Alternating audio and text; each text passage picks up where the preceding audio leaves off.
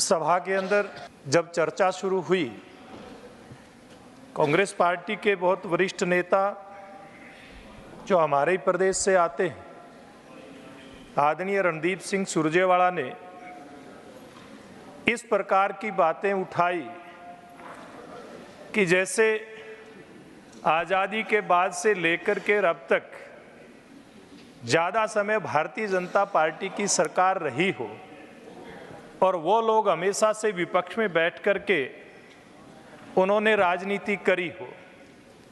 लेकिन वो बात करते वक्त शायद इस बात को भूल गए कि आज़ादी के बाद से लेकर के और आदरणीय नरेंद्र मोदी जी की सरकार 2014 में जब आई, ज़्यादा समय उन्होंने देश के ऊपर राज किया। और जब देश के ऊपर आप लोगों ने राज किया तो आप लोगों की जिम्मेवारी बनती थी।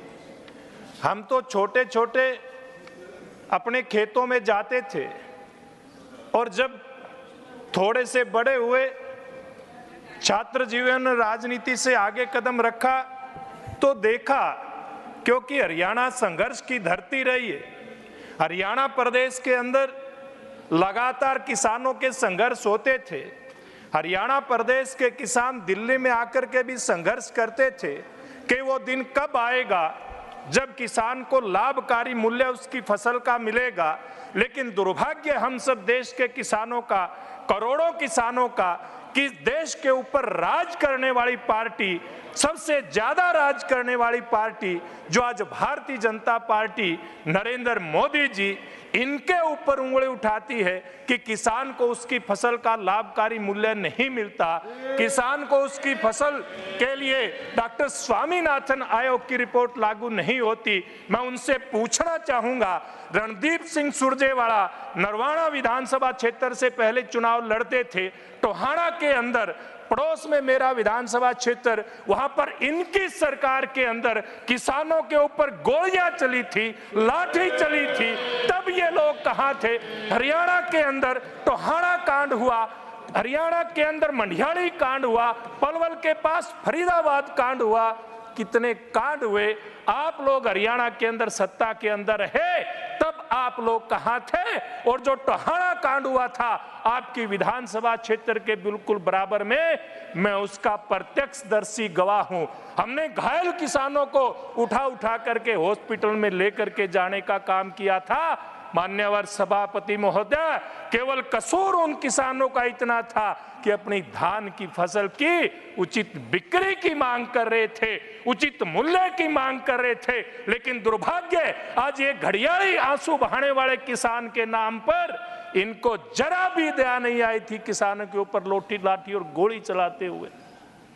इतना ही नहीं है, अनेकों बार कितने ही ऐसे उदाहरण उठा करके देख लीजिए इनकी सरकारों में, इसी प्रकार से किसान के साथ व्यवहार होता था। लेकिन सौभाग्य से जब देश के अंदर श्रीमान अटल बिहारी वाजपेयी जी की सरकार बनी, उस समय से किसान की चिंता करनी शुरू हुई थी।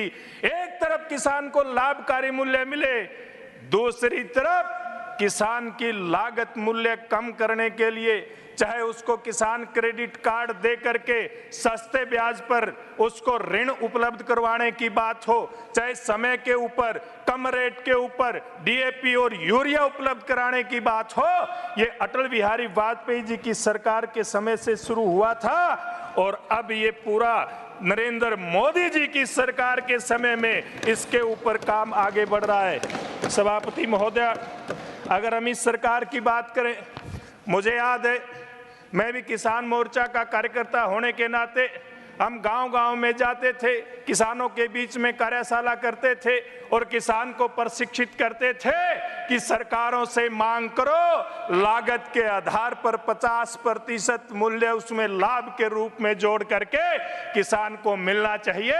अगर उस सपने को साकार करने का कोई काम किया तो देश के प्रधानमंत्री नरेंद्र मोदी जी के नेतृत्व में आज हमारी सरकार 2014 के बाद अब तक 1.5 गुना से लेकर के 2.5 गुना अलग अलग फसलों का रेट बढ़ा करके देने का काम हमारी सरकार ने किया।